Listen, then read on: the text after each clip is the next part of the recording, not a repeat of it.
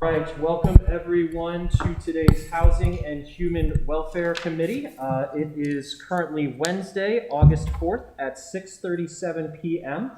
I will call this meeting to order. Present here is myself, Alderman Brooks Schandelmeyer, and my colleague, Alderwoman Ellie Tierney. Alderman Dwan Gay, the chair of the committee, is running behind and has asked us to carry on until he arrives and fill him in.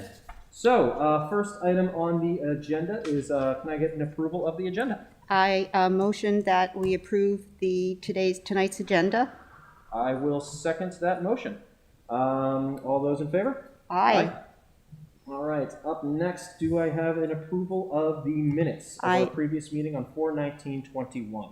I will make a motion to approve both of them. Oh, both minutes, yeah. Yeah, there is one dated April 19th, 2021, and the June 21st, 21 minutes. So at the last meeting, we skipped over the minutes and was supposed to vote on them at the end after the question was resolved as to whether or not Dewan could vote.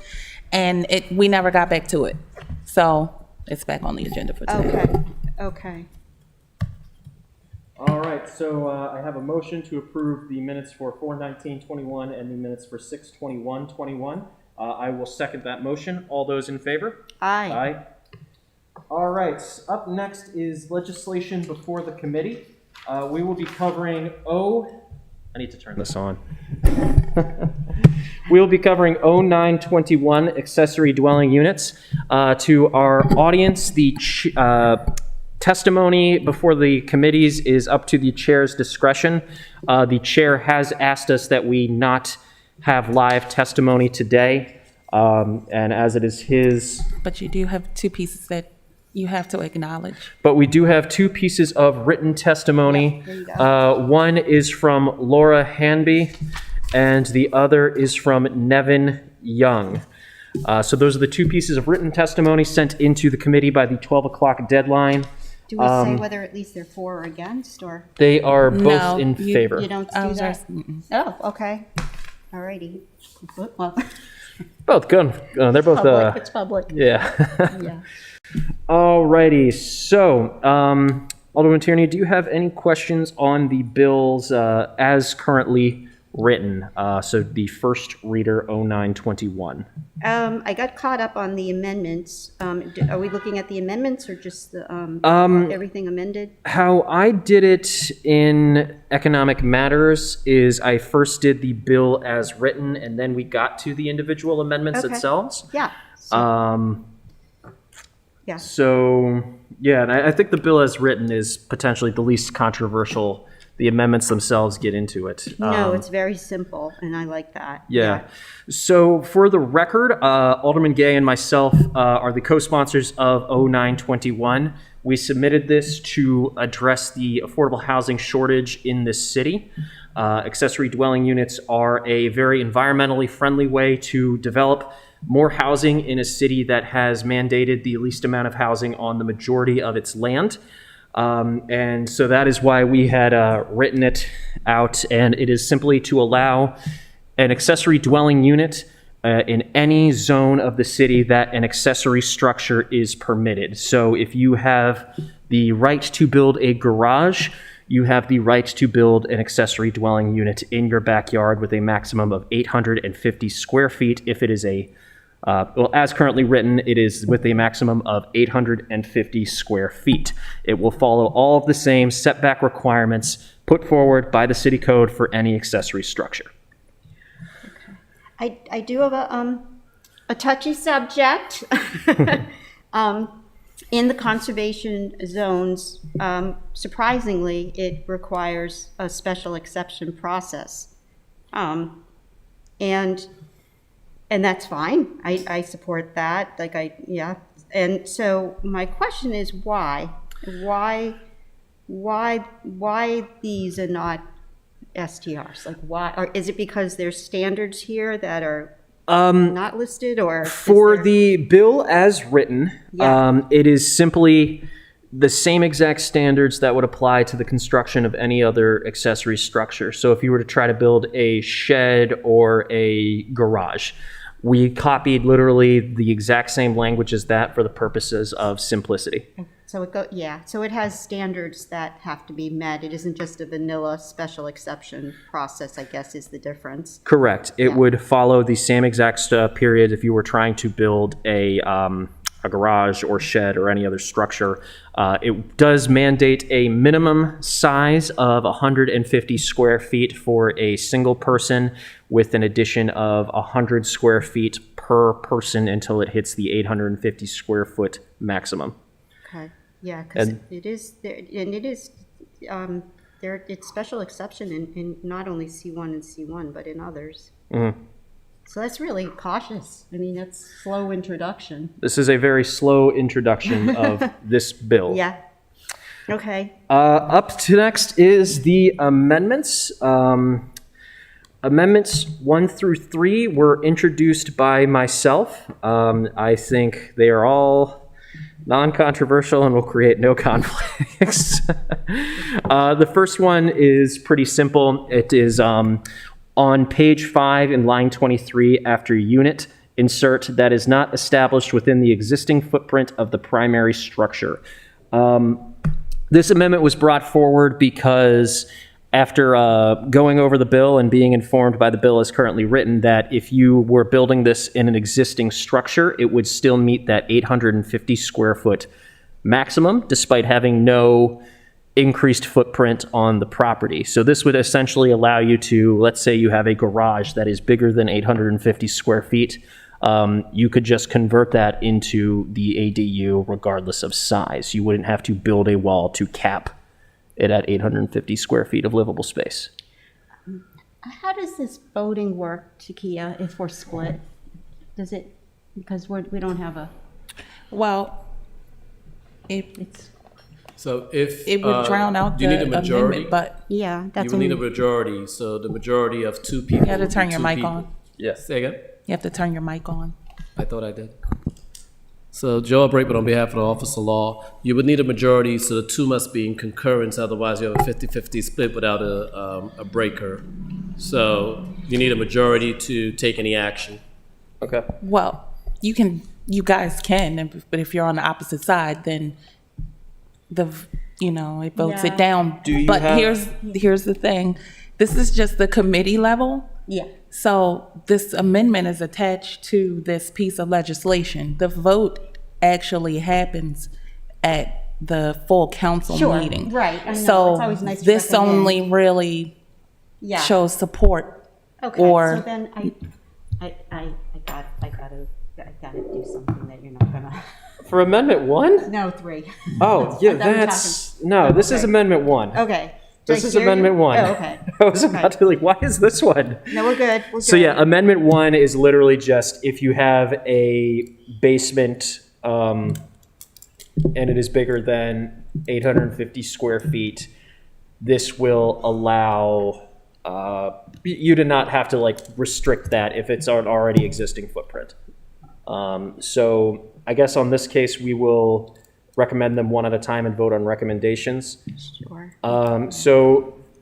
Do I have a motion for a favorable recommendation on amendment number 1? Yes, I move that we favorably recommend Amendment 1. I will second the recommendation, and all in favor? Aye. Aye. Excellent. Amendment 1 is favorably recommended. On to the non-controversial amendments. Amendment number 2.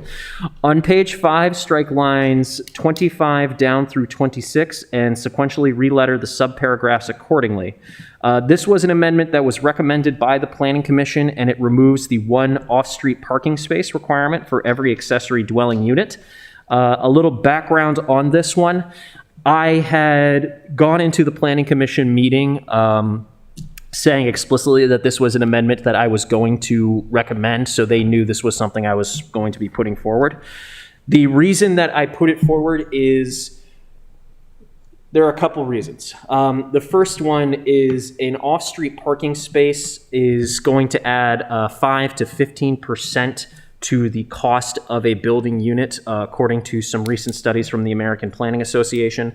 And in this city, that can add about $200 to $400 per cost of a unit. Considering this was a bill to try and increase our affordable housing stock, I wanted to submit it in that manner. There is also the environmental impact. An off-street parking space will add more impervious surface. It will be less good for the environment, and I am putting this forward as an environmentally friendly way to put these forward. And finally, there is well, actually not finally, this is kind of twofold. We are trying to build a more walkable city that is less dependent on cars, because when you put infrastructure in for cars, it creates a positive feedback loop, according to pretty much all of the transportation studies, that causes more issues with things like parking and traffic, etc. So if you build for cars, cars fill the space. It's called induced demand, and this would be inducing more demand for more cars. And finally, there is the fundamental moral argument that was made that I do not believe that car storage, which is what parking is, storage for your car when it is not in use, is as important as housing. So, Alderwoman Tierney, do you have any questions for me on amendment number 2? No, it's going in the right direction. I know that next year, God willing, we're going to be looking at all of the parking requirements based on that philosophy of walkability and bringing in less cars to the city.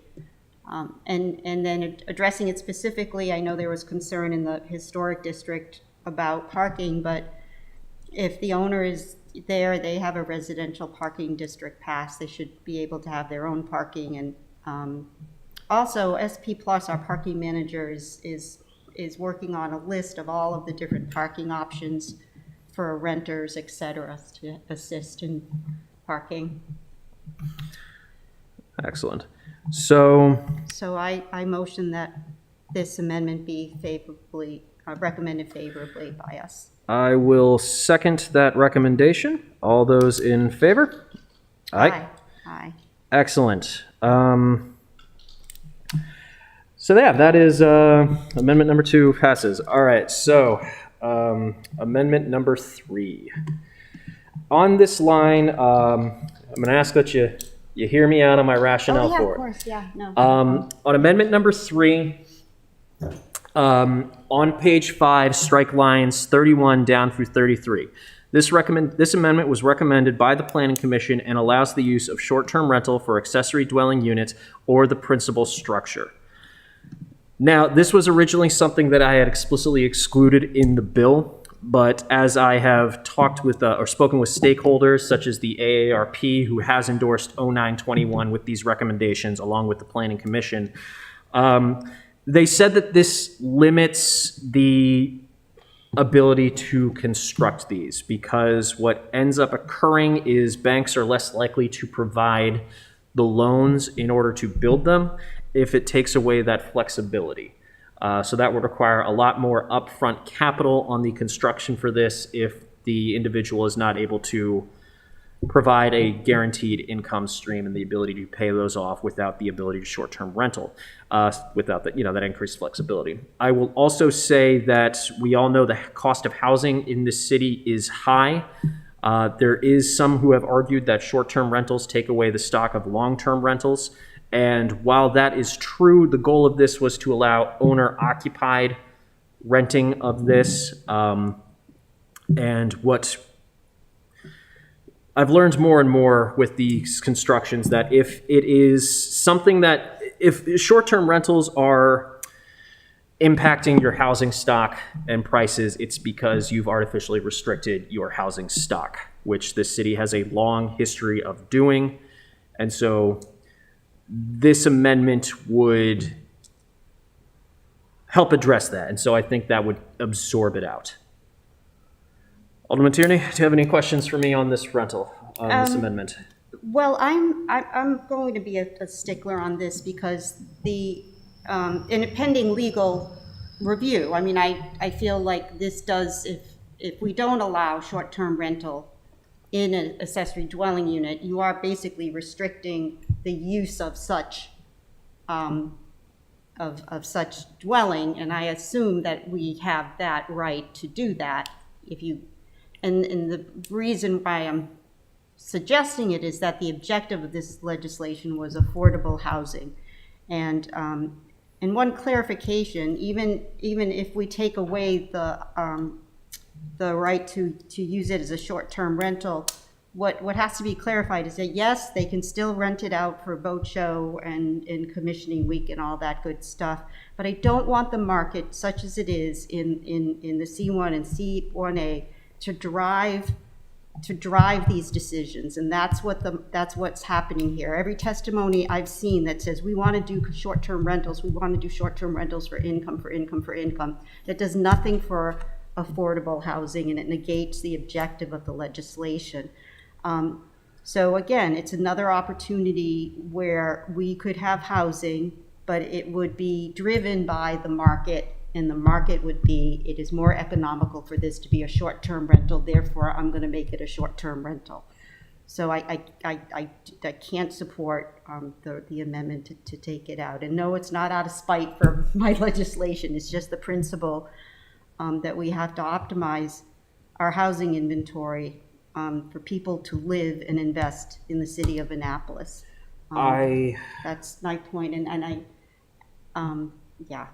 have to stick by that. And also, I'm representing constituents that feel strongly. Ward 1, I should say, the Ward 1 Residents Association did do a survey.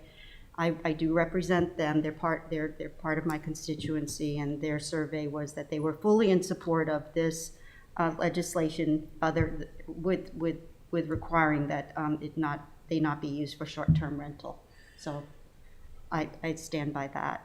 My counter argument to that will be, and I think we, based upon the rules of our thing, know how this vote will go, but I do want to state on the record, the cost of housing in this city is astronomically high, and this will allow a flexible way for current homeowners to be able to afford to live in this city where the rates are.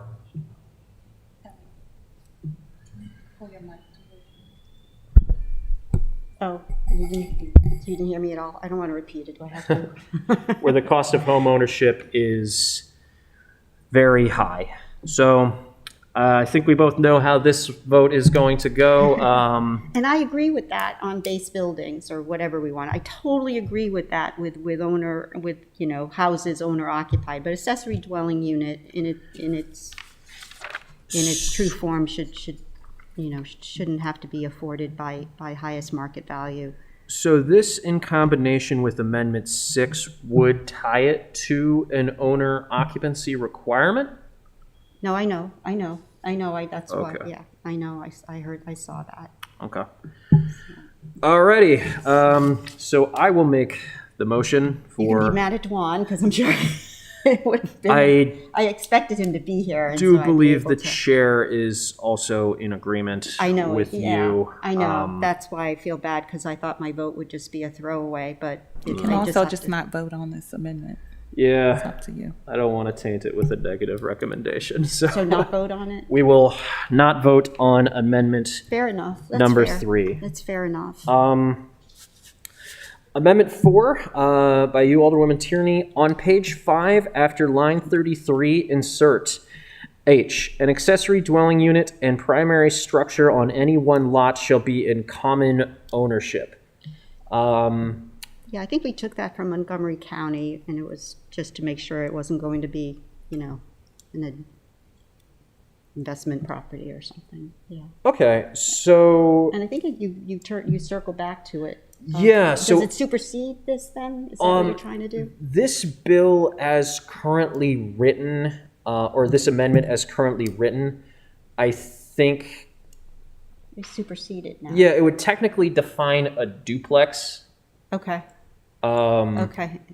Because if you'd have a ADU with a different owner than on the primary structure, that would be a subdivided lot, Okay. a duplex, which has a different tax and zoning code and. So that was talked about at Economic Matters. Yes, so we had Yeah. gave this one a negative Yep, or an I unfavorable recommendation. I agree. Okay. It's So, superseded, yeah. all right, we can just skip it then. Amendment number 5. On page 5, after line 20, insert a new subparagraph D. The addition of an impervious surface shall not be allowed on any lot containing an accessory dwelling unit unless the department has determined that the proposed surface will be treated or managed, or the equivalent coverage of impervious surface will be removed elsewhere on the property, and subsequently re-letter subsequent paragraphs, or sequentially re-letter subsequent paragraphs. This was done at the recommendation of our colleague, Alderman Savage, who is trying to reduce the amount of impervious surface in this area. I have very mixed feelings on this. I voted for it in Economic Matters, but I voted for it in favor of in Economic Matters, but the more I've kind of had time to think on this amendment would only apply to accessory dwelling units, not to other accessory structures.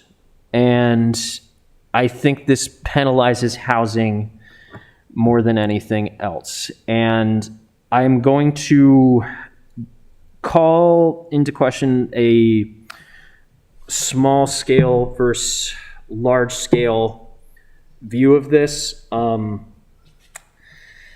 the event that we make it more difficult to allow infill on lots that are already developed, lot development will happen on undeveloped lots where it is easier, and it will lead to larger clearings, larger sprawl that I think would have from a wider picture, bigger impact on stormwater into our Chesapeake Bay watershed.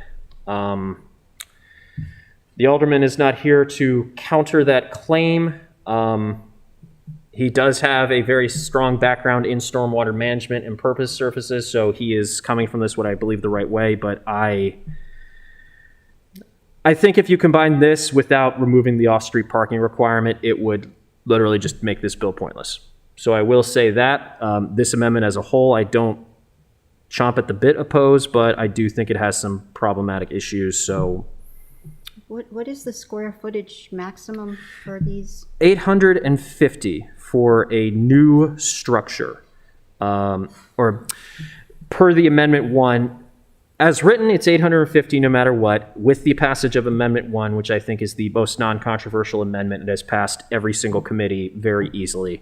The 850 square foot application would only apply to new structures.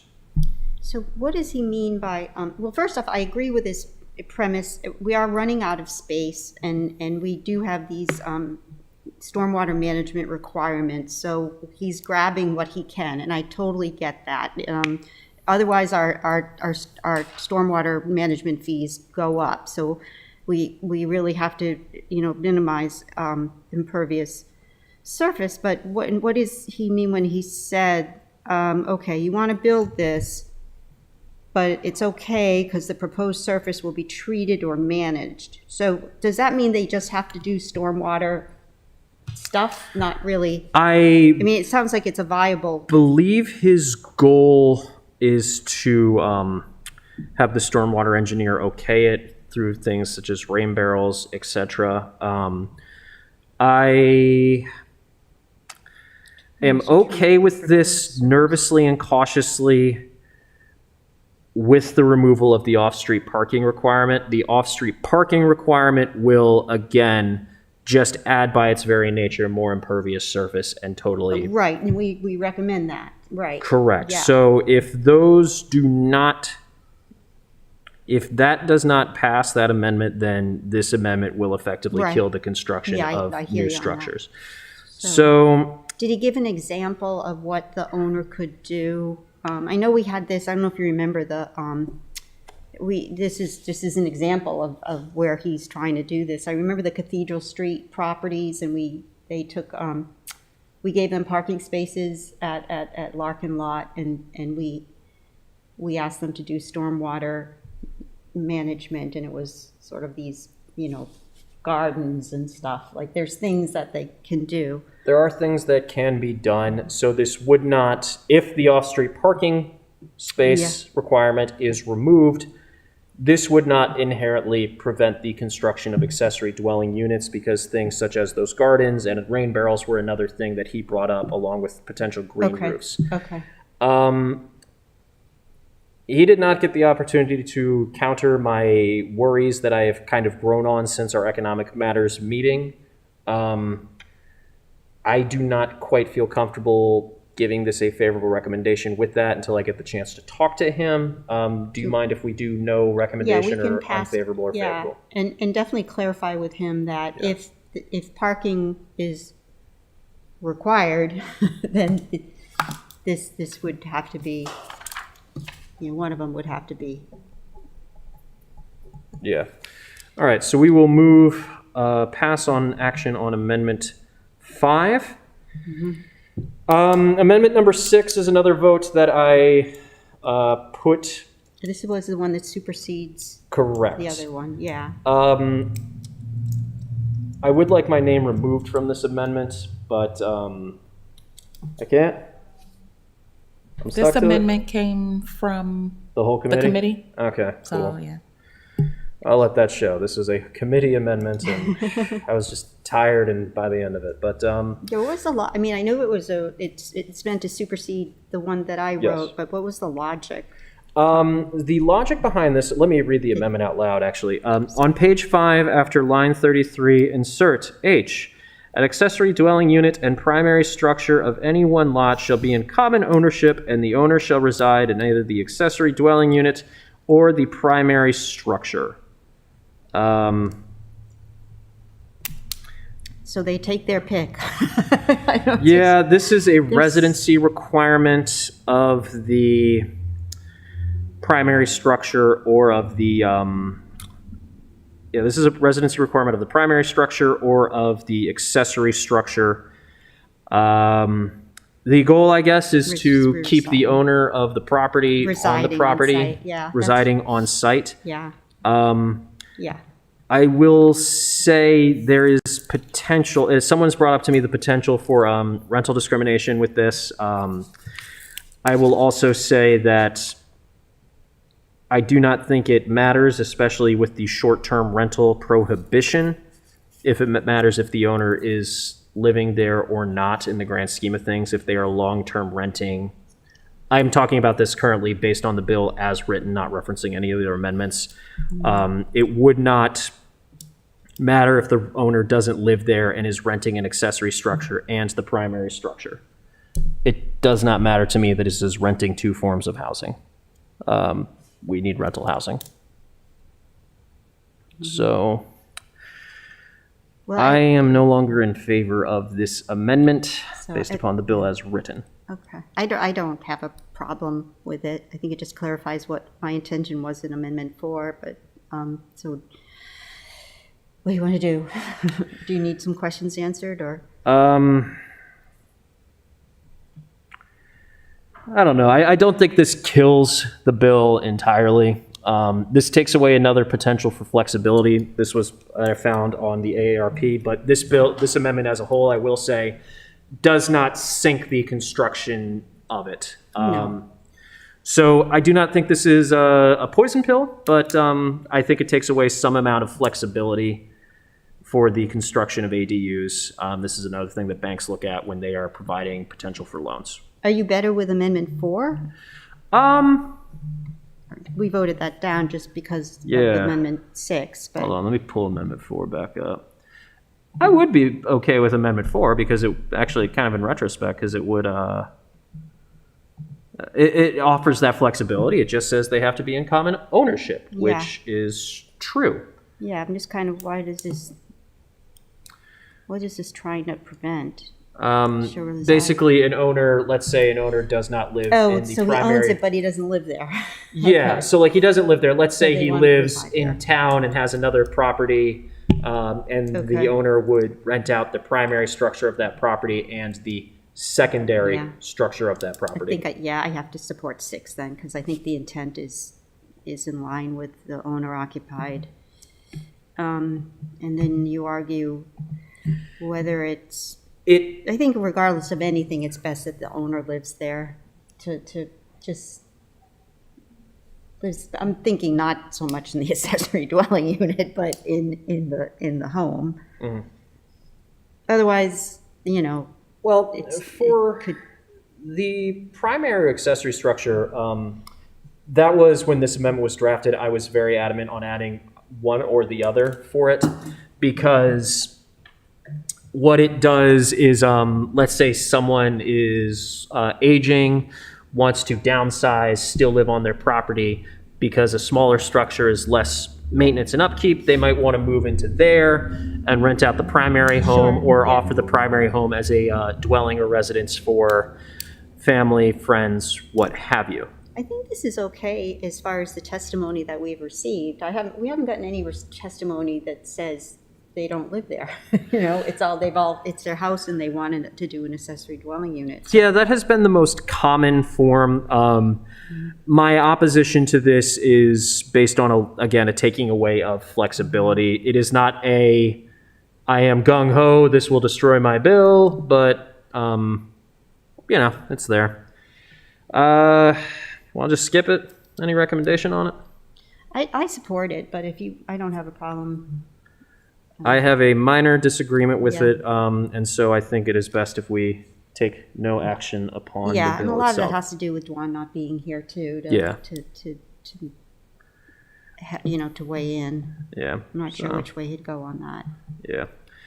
The only things we've really taken action on have been the ones we knew which way Alderman Gay, our chair, would vote on, and everything else we've kind of pushed Yeah, aside.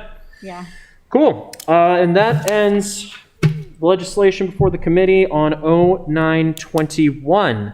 Oh, You need to take a final vote. Oh, we need to take a final vote. I apologize. So, can you summarize?